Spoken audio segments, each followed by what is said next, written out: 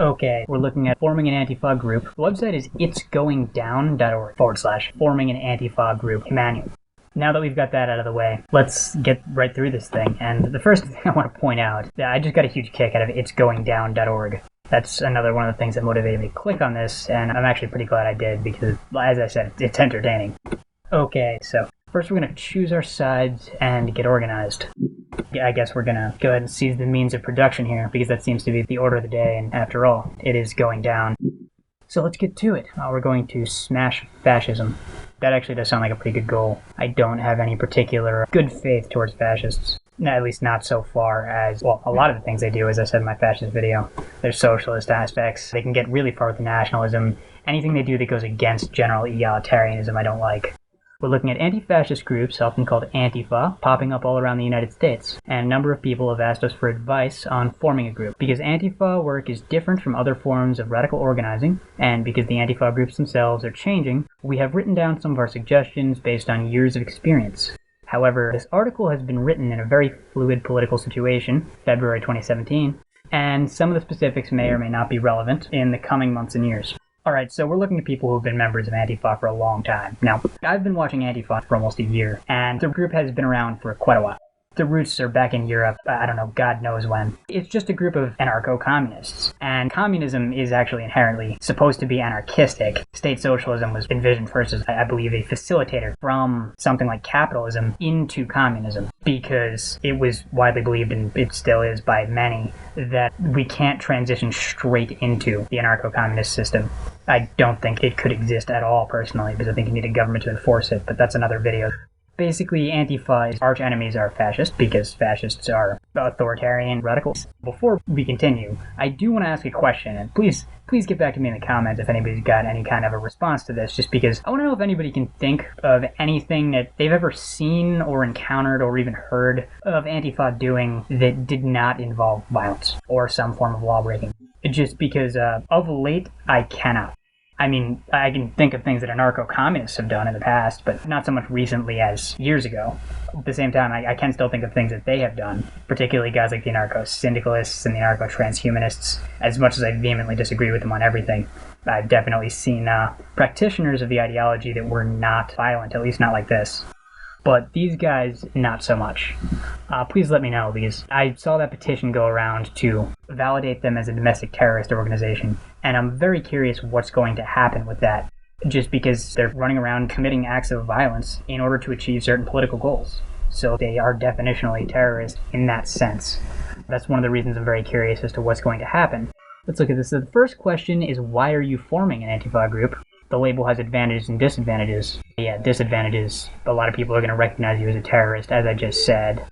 But apparently the name does get you a certain brand of recognition and built-in credibility. I guess as a herd of rabid sociology majors who has nothing better to do. But it also includes certain obligations and distinct disadvantages. Yeah, I don't know what those obligations are. I'm kind of excited to find that out. Now we've got our first tweet. At least one of these tweets is hilarious, so I'm pretty hopeful for the rest of them as well. Atlanta Anti-Fascists, on Sunday we removed 40 neo-Nazi and alt-right stickers from Georgia State University campus. Keep an eye out and challenge racist propaganda.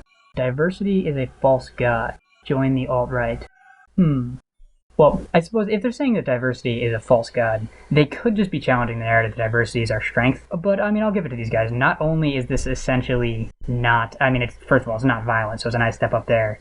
You're not supposed to tear down somebody else's flyers, obviously. But at the same time, again, it is a step up. I mean, I can understand them taking action like this, especially on a college campus. Nothing too crazy about that. I don't recognize that guy. First glance, I thought it was Milo Yiannopoulos, but I realized, oh, here we go, white pride. Now, that's kind of harsh. I mean, that's one of the examples of a complete lack of internal consistency, because if that literally said any other identifying group at all that wasn't cisgendered, heterosexual, white, or male, then that would be perfectly fine. It would actually be encouraged. However, that said, I do get the context. In the same light, I tend to not enjoy seeing white power or black power stickers. Both of them just make me particularly uncomfortable here in America. And I'm sure the same would go for other racial groups if they existed here. Not the racial groups, the stickers. You know, I've never heard a slogan for anything else besides white or black, which just goes to show you how deep and fairly nonsensical that divide is in this country. If the purpose of your group is to do public organizing where your members are clearly identifiable, organizing anti-Trump rallies or supporting refugees and immigrants, using the Antifa label and the traditional Antifa symbols will likely lead to blowback. Yeah. That could be avoided by naming your organization directly. Las Cruces United Against Racism will not draw attention, but calling yourself La Cruces Antifa and using the traditional Antifa symbolism will. Okay, so they're essentially just saying, don't call yourself Antifa here. Disadvantages: fascists will try to identify members of your group and cause you physical harm. I would be very, very curious if anybody knows this is happening. If I do, by any stroke of God, have any Antifa members actually watching this, do me a favor. Tell me if this has happened. Because I've seen numerous instances of Antifa members targeting people to cause them physical harm, and Richard Spencer was the only one who you could even possibly make a case was a fascist. There are people like Lauren Southern, her cameraman, getting very hurt. A lot of people within the various riots, particularly Berkeley, that were going after Milo Yiannopoulos. There's been a lot of things going on where I've seen you guys going after people on the right, again, most of whom are not fascists. And you guys are very much anarcho-communists, yet I haven't heard of people going after you. And if they have, I will defend you on that. Let me be clear. I don't agree with you, but I will defend you if people are going after you. But I'm going to need to see proof. Members' pictures may appear on white power websites. What, the Daily Stormer? No, I'm pretty sure they're busy featuring PewDiePie and the Wall Street Journal. And if anybody's not familiar with the way that's been going down, you should check it out, because Daily Stormer actually had a better sense of humor on an issue than the mainstream media, which was, the keks, infinite keks. Meme magic is definitely real. Obligations. If you form a local Antifa group, you will be expected to write a few things. So is there like an international hierarchy with Antifa? Well, let's find out. 1. Track white nationalist, far-right, and fascist activity. Your group will be expected to document fascist groups and organizing in your area. What is far-right? Is it like anarcho-capitalists now? God, are you guys just targeting like everybody who's not Jew? I suppose that's what you are doing, because every time communism has ever taken hold in a country, that's precisely what has happened. But I wouldn't expect you to just come out, at least not so openly. And there's no limit to what you guys will call white nationalists, far-right, or fascists. Well, actually, white nationalists you won't call somebody who's not white. But the other two are pretty much open to literally anybody who's being annoying. 2. Oppose public far-right organizing. If the Klan or National Socialist movement, that's fair, depending on how you oppose it. If you want to protest, that's fine. If you want to riot, there we go. If the alt-right speakers come to town, or if the Daily Stormer holds a meetup, you'll be expected to organize a counter-demonstration. If they put up materials, you should not only take theirs down, but also put up your own. I just want to put a caveat in here and say that you really shouldn't take theirs down. You should put up your own. That's a good thing. That's actually an obligation. And it's using your free speech to counter theirs. That's your moral duty if you really think that something is inherently evil. In the case of actual, the Ku Klux Klan paraphernalia, if there's Klan posters up, go take it down. Don't go take it down. That is a trap. And these guys are getting into my head now even. Basically, what you need to do is put up propaganda next to it. Anything that just says how disgusting it is, or better yet, poke fun at it. Remember Alinsky's rules. Satire is biting. Satire is pretty much the harshest form of criticism you could possibly levy. Nazi graffiti spotted and moved in an old Richmond neighborhood. Okay, graffiti is a different animal, because if graffiti's thrown up illegally, then you're actually doing a public service. Take all the graffiti down. Good for you, you're actually bettering the community there. My hat is off. 3. Support other anti-fascists who are targeted by fascists or arrested for Antifa-related activities. This could include supporting regional groups or organizing benefits and fundraisers for prisoners and injured comrades. Comrades. Communists. Well, as I said, I would very much be interested to see how many people are targeted by fascists who are not being actively harassed. Like, I remember that whole narrative about the guy who got shot by the Milo Yiannopoulos fan. The thing is, if you look into that for even 2 seconds, the Milo Yiannopoulos fan was being harassed by that guy. Pretty much everybody there backs that up. And if you're assaulting somebody with a gun, even if you don't have a gun, this is America, we have a Second Amendment, you don't have very much expectation beyond getting shot there, unfortunately. 4. Build a culture of non-cooperation with law enforcement. If you have any intention of working with the police, FBI, or other agencies, if you publicly condemn anti-fascists who break the law, do not call yourself an anti-fascist. The cops will be Trump supporters. Do not collaborate with them. Okay, so we're acting blatantly outside the law. This is what really bothers me about this. I mean, if they were just protesting peacefully, I wouldn't have nearly as much of a problem. Yeah, I'd probably make videos about their ideology and take the piss, but I haven't even really gotten to talk about the ideology. just because I'm far more concerned with this idea that it's okay to visit violence on anybody and everyone. Look here, if you're going to publicly condemn anti-fascists who have broken the law, don't call yourself an anti-fascist. No, what is that? You're essentially no true Scotsmaning everybody who wants to stand up for any kind of a shred of morality. This logic is the logic that there are no bad tactics, only bad targets. And that never, ever, ever goes well. Essentially what happens is that once you normalize a system like that, the instant that that's been done, that means it's eventually going to then happen to you. This is why nobody can do that. Otherwise there would be things we would certainly respond to in that way. The cops are Trump supporters. Of course the cops are Trump supporters. He's the president of the United States now. I know this is hard for a lot of people to swallow. Heck, I voted for him and I'm not even thrilled about it. He's quite the loose cannon. He certainly is.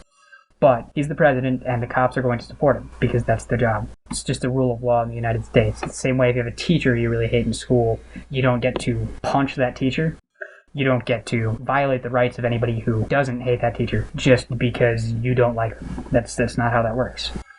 Considering you guys are the institutional thinkers, I would assume that you would have figured out how institutions work, at least on that level by now. Okay, we got a tweet here from Julia Carey Wong. A group of Antifa are shooting fireworks at the building where... Oh, well, yeah, of course they were. If you guys haven't seen this, I'd watch the video, but this is already running a lot longer than I expected it to, so we won't. But I highly recommend you to give that a look-see. It's just a good example of what I mean about these things getting way out of control, if you can't already tell by the rhetoric that we've been seeing. Visibility. Both the authorities and fascists will be interested in your group's membership. Consider the question of public visibility carefully. Yeah, I will say. And they strongly recommend against such groups being organized in the open, which is the only way they could possibly do it. I mean, they just advocated 2 bullet points ago going outside the law.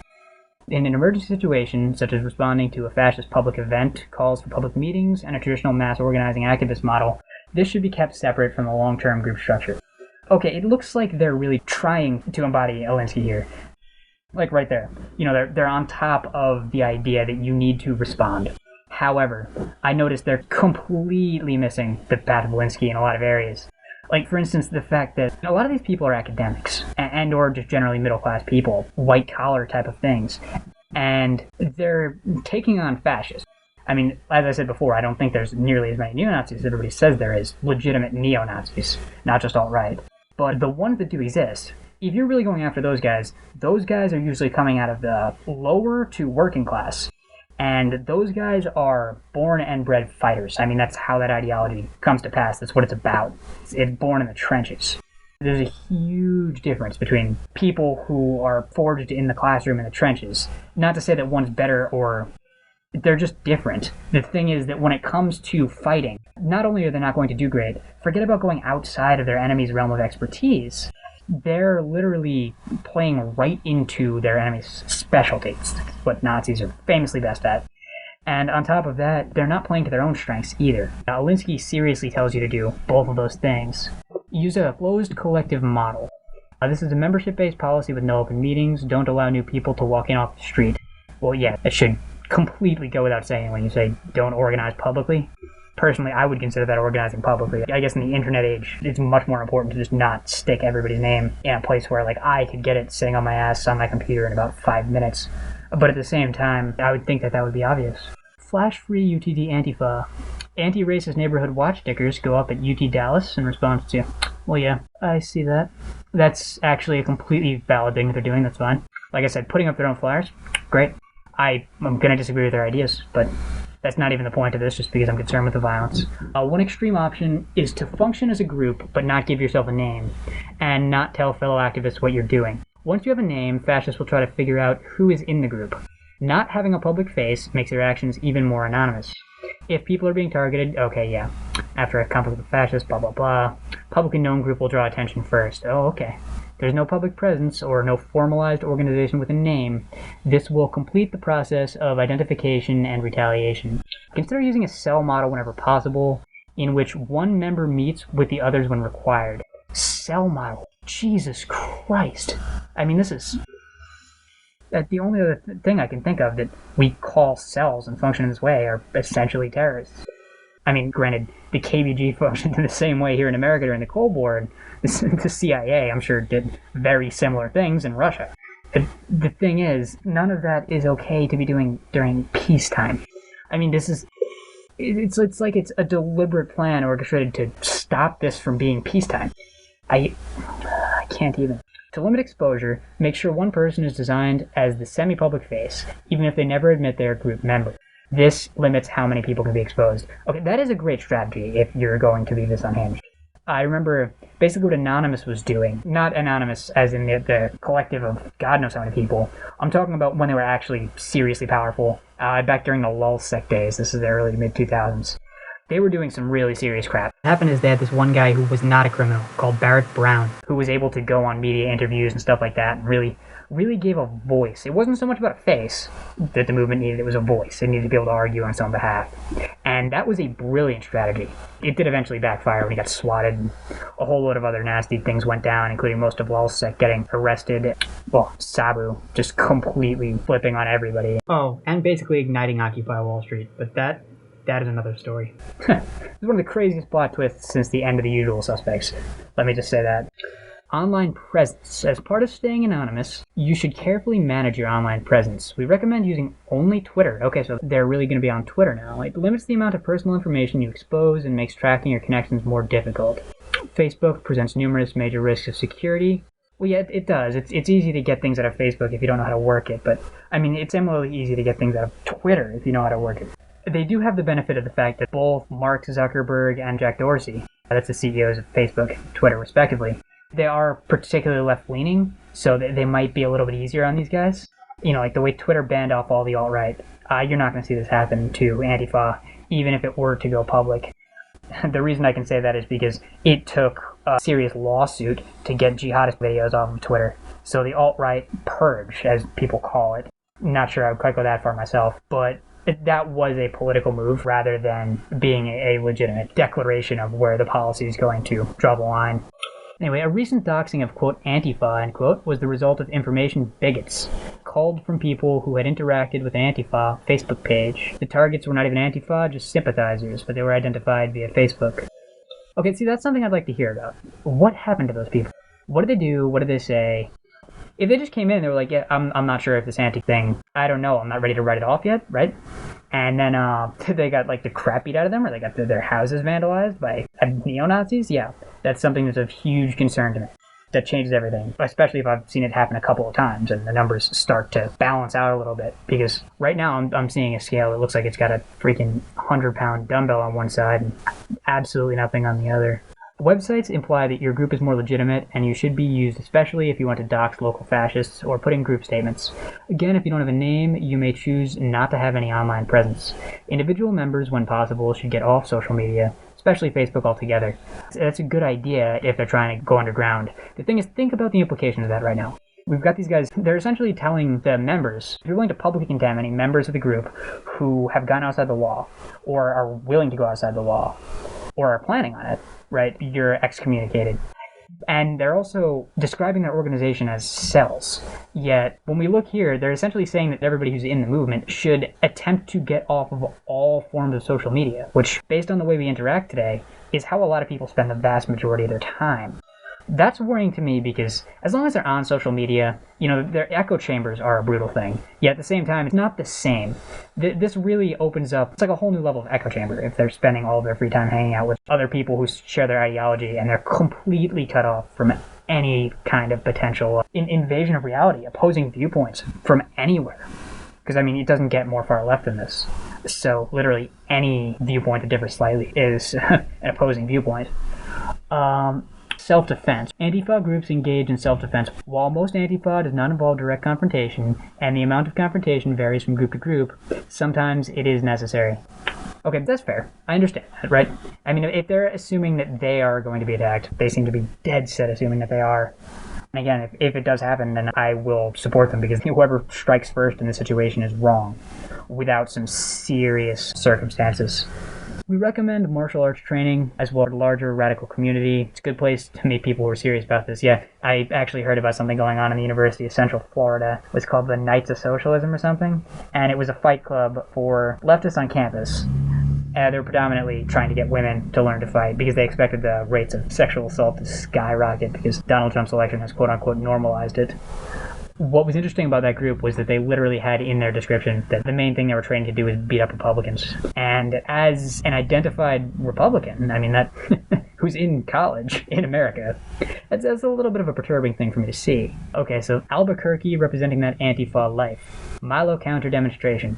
And this looks like what a counter-demonstration should look like, you know? If counter-demonstrations look like this, I've got absolutely no problem with them having them. They even got their little anarcho-communist star right in there, and their symbol. But the thing is, they're not doing anything violent. They're just standing there with their signs. I mean, they do look like they're spread out pretty far across that street, but I can't see any kind of a line of people looking to get in, so I'm just going to assume that they're doing everything right. If they're going to do that, like I said, good for them.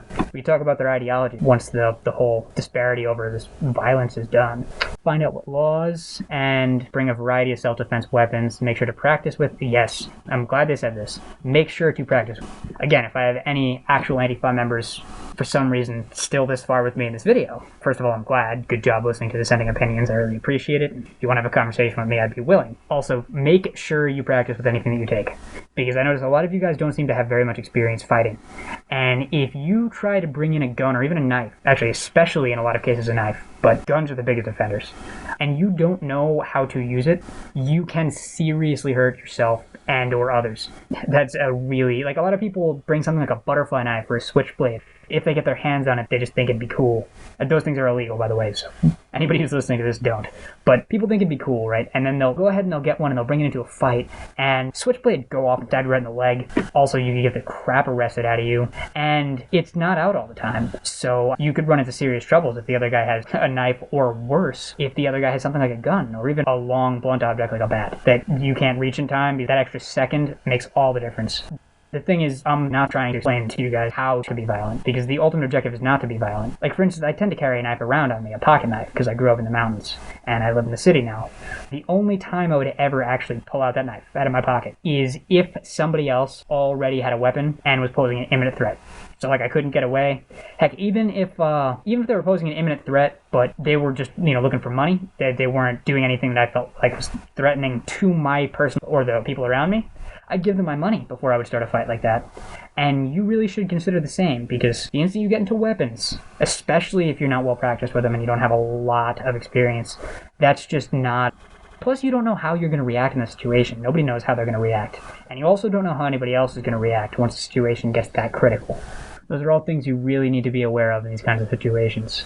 And I know it sounds like I'm talking to Antifa here, but this goes out as well to anybody who's in America on college campuses are very politically active, who's watching me. You see these guys, just have this stuff in the back of your head. I'm not saying you need to arm yourself, that's overboard. No need to be paranoid.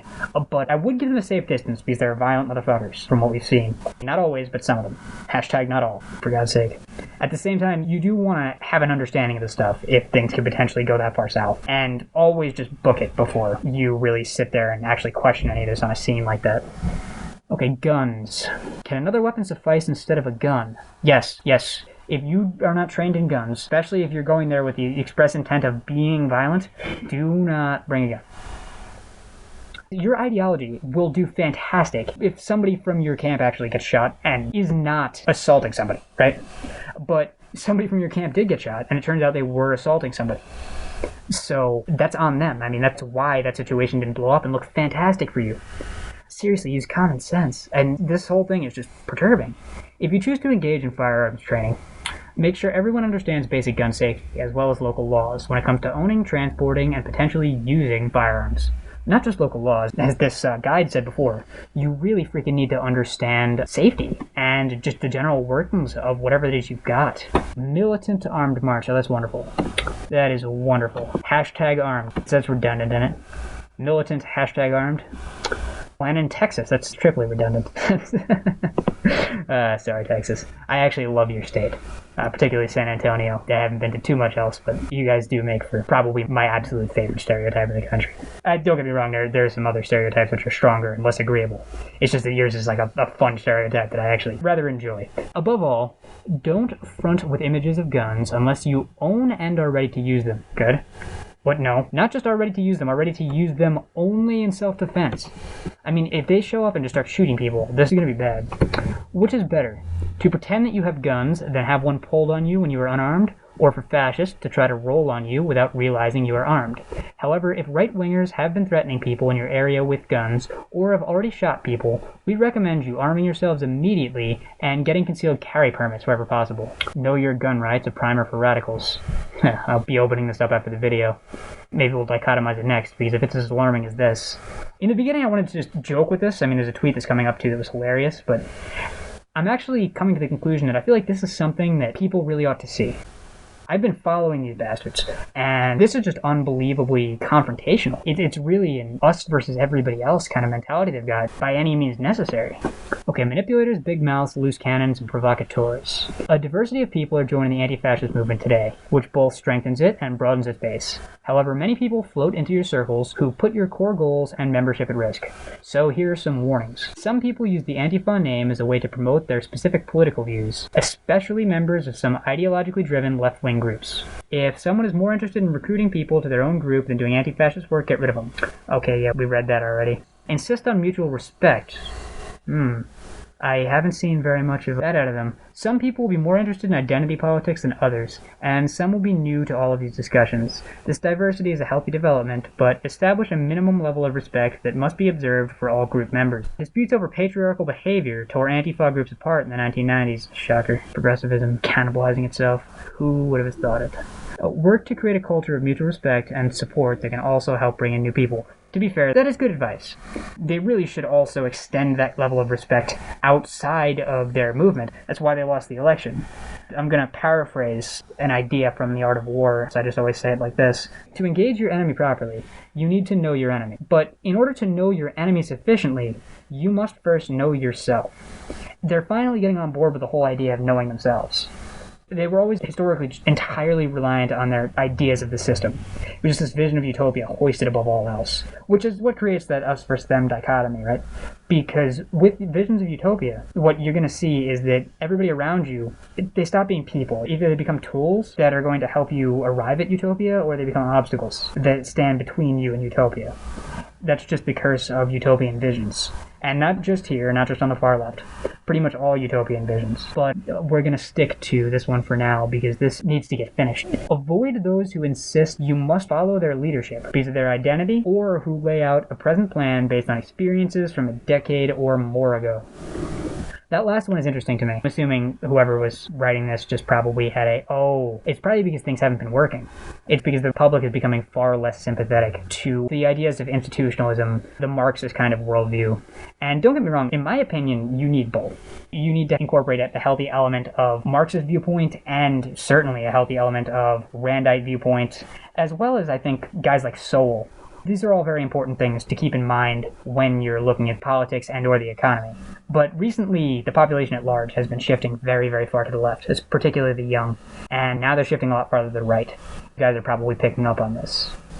Good self-awareness point for them. I didn't expect that. 4. Be wary of people who just want to fight. Oh, wow. The irony. I'm not sure if they even realize how hypocritical. Physically confronting and defending against fascists is a necessary part of our anti-fascist work. No, physically confronting and defending against. Okay, if you're physically confronting them, then you're not defending yourself against them. You need to pick one. You could be physically confronting them, and then one random fascist, one time, will assault you first, and then, yeah, you defend against him. But if you're going out there with the express intent to physically confront, and they're not, like I said, just show me the fascists who are actually going out and targeting people on the left. I want to see it. I'm not asserting it doesn't exist. I'm asserting I have no evidence. If you show me evidence, that'll change my tune. But if you're out there confronting them, and they're not confronting you, then you cannot be defending against them. It's just not going to happen. You're going to keep seeing shit happen. Your guy got shot by the Milo fan, and he got shot, but nothing happened. Nothing happened to the guy who shot him. He didn't get really any sympathy, not even from the government. And the reason he didn't was because he was liable, because he instigated a guy with a gun. If you're beating on somebody who has a gun, they're going to shoot you. Okay guys, if you couldn't tell, there was clearly a whole lot more to this than I got to show you. This is my initial reaction to the guide, filmed all the way through. All I did was edit it for quality because my setup is, well, about 5 years old. And what we've got left is almost 2 hours. So I figured I'd cut the video short here. It definitely said everything I needed to say, but it certainly didn't say everything that I want to say. So give me some feedback if you'd like to see more. If you're perfectly contented with this still, I suggest you take a look at the guide, which will be linked in the description, and make your own judgment on the rest of it. I hope this was informative for a lot of people, and regardless of whether or not that was true, I hope to see you next time, but for now, I'll catch you later.